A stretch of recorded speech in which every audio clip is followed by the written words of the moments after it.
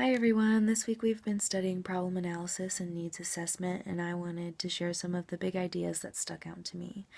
First and foremost, the idea of needs assessment and kind of how it differs from evaluation in the traditional sense of instructional design.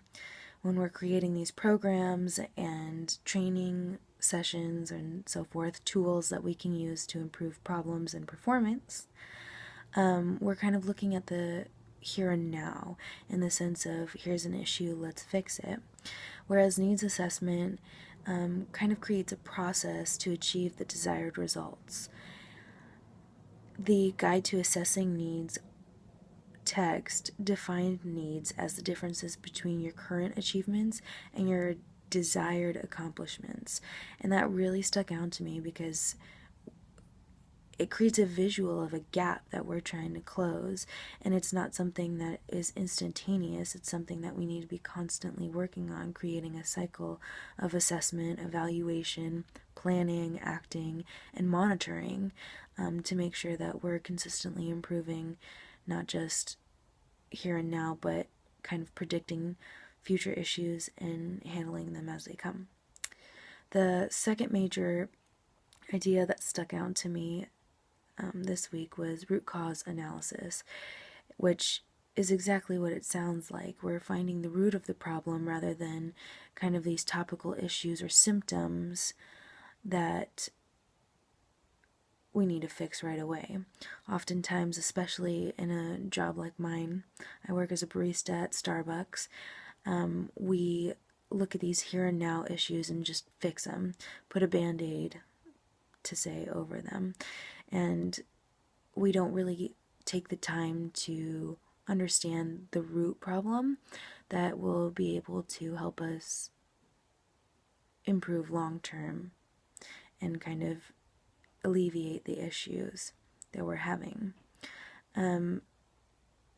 The Guide to Root Analysis for Beginners brought up 4 different characteristics of root cause analysis, including the fact that they have to be root causes are specific underlying causes.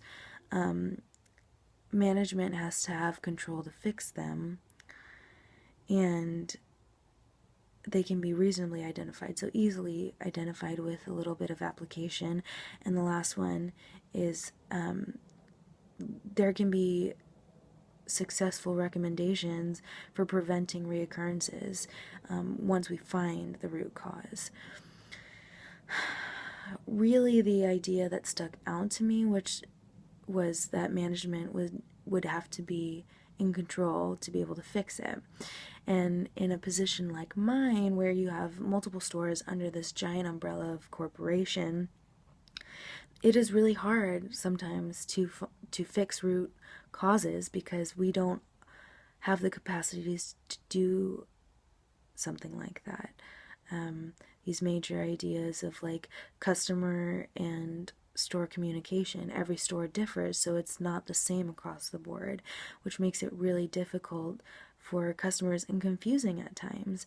I think that's one of the major issues that Starbucks as a corporation faces, is consistency throughout their stores and their licensed stores, which we find in supermarkets and things like that. The last major idea that I wanted to discuss was this five whys assessment, and that's kind of follows the root cause analysis in the sense of we're delving into finding the underlying cause of the issue or problem here, and we continue to ask a series of 5 whys in order to better understand and find the issue here.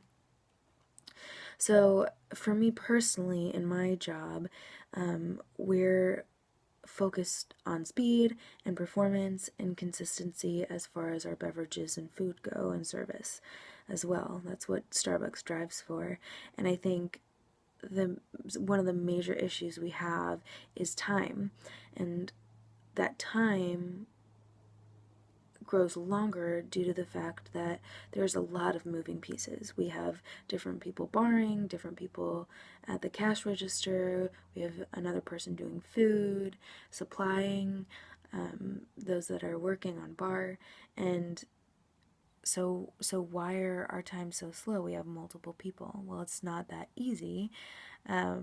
Communication is really the underlying problem, and we need to build a more consistent, more routine form of communication that we can use during those busy hours to keep speed up, have it be something that every single person has to do, because communication is hard. There are different communication styles, different ways people receive communication, give it.